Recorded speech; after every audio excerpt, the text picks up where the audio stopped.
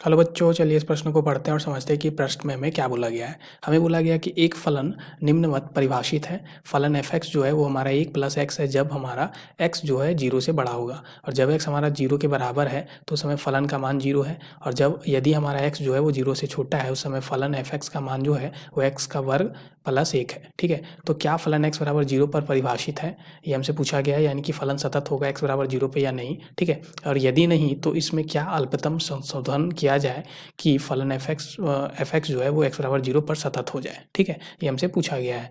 तो चलिए इस प्रश्न को हल करने से पहले हम लोग मुख्य अवधारणा को देख लेते हैं। तो बात करते हैं हम यहाँ पे मुख्य अवधारणा की। तो देखो, कोई भी फलन एफ एक्स जो है, ठीक है, मान लो x बराबर a पे, ठीक है, x बराबर a पे सतत कब होता है? x बराबर a पे अगर सतत होना है फलन को, तो ये कब सतत होगा? जब फलन एफ एक्स जो है वो हमारा x बराबर a से थोड़ा सा छोटा मान के लिए, ठीक है, किसके बराबर हो जाए? जब फलन एफ एक्स का मान x बराबर a से थोड़ा सा बड़ा मान के बराबर हो जाए, और यही हमारा एफ ए के बराबर हो, तीनों के तीन। तो तीनों के तीनों अगर बराबर हुए तो फलन हमारा x बराबर a पे सतत होता है। ये हमारा परिभाषा है सतत होने की किसी भी फलन की x बराबर a पे। अब बात करते हैं इस प्रश्न को, इसी अवधारणा पे हम लोग यहाँ पे हल करने वाले हैं। ठीक है, तो यहाँ पे ये प्रश्न में हमें क्या बोला गया था? सबसे पहले अगर हम देखें तो ये x बराबर 0 पे हमें जांच करना है। तो x बराबर 0 पे अगर हम जांच करें तो पहला हम जांच करेंगे कि फलन एफ एक्स जो है वो हमारा x बराबर 0 से थोड़ा सा छोटा मान के लिए हमारा यहाँ पे निकालेंगे मान। ठीक है, तो यहाँ पे हम क्या मान लेंगे? तो यहाँ पे हम मानेंगे, माना, ठीक है, x जो है वो हमारा क्या है? 0 से थोड़ा सा छोटा, यानी 0 - h है, जहाँ पे h जो है वो 0 की ओर अग्रसर है। ठीक है, ये हम मान लेंगे।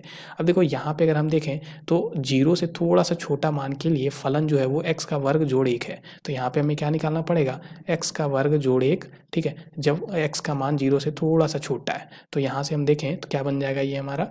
इसको हम लिख सकते हैं, इसको हम दूसरी भाषा में और क्या बोलते हैं? इसको दूसरी भाषा में हम लोग बोलते हैं यानी कि बाईं सीमा। ठीक है, LHL।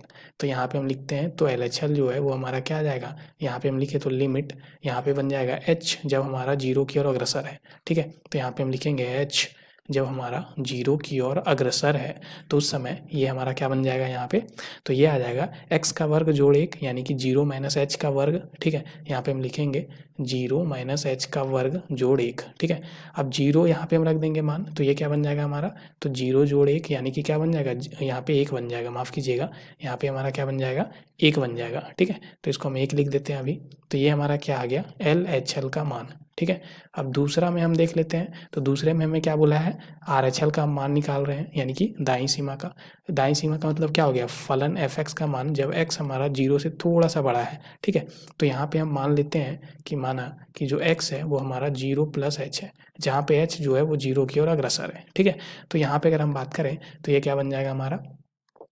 लिमिट यहाँ पे हम लिखेंगे h जब हमारा 0 की ओर अग्रसर होगा, उस समय फलन का मान जो है 0 से थोड़ा सा बड़ा के लिए x हमारा क्या है? 1 जोड़ x है। ठीक है, तो यहाँ पे हम रख देते हैं 1 जोड़ x। तो ये बन जाएगा हमारा 1 जोड़ x। x के जगह पे हम क्या रखने वाले हैं? तो x के जगह पे हम रखेंगे 0 + h। ठीक है, तो यहाँ पे हम रख देते हैं, तो ये बन जाएगा 0 + h। ठीक है, तो अब h का मान यहाँ पे हम 0 रख देते हैं, तो ये क्या बन जाएगा? 1 बन जाएगा। ठीक है, तो ये हमारा क्या आया? RHL, यानी कि दाईं सीमा। ठीक है, अब हम तीसरे में बात करते हैं फलन का मान जब x बराबर 0 है। तो उस समय हम बात करें तो यहाँ पे फलन जो है वो हमारा x बराबर 0 पे क्या दिया गया था?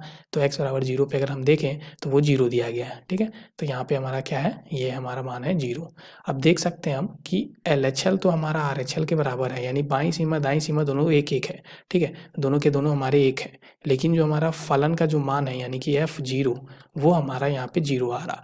तो एक यहाँ पे अगर हम सबसे छोटा जो संशोधन करेंगे, यानी कि न्यूनतम संशोधन हमें क्या करना पड़ेगा कि ये जो F0 का मान है उसको हमें 1 बनाना पड़ेगा। ठीक है, तो हमें क्या है यहाँ पे न्यूनतम संशोधन करना पड़ेगा। तो यहाँ पे अगर फलन हमारा सतत होना है x बराबर 0 पे, तो यहाँ पे हम बात करेंगे, सबसे पहले हमें पूछा गया था कि x बराबर 0 पे हमारा x बराबर 0 पर यहाँ पे हम लिखेंगे फलन सतत नहीं है। पहले हमने देखा सतत नहीं है। ठीक है, तो हमें न्यूनतम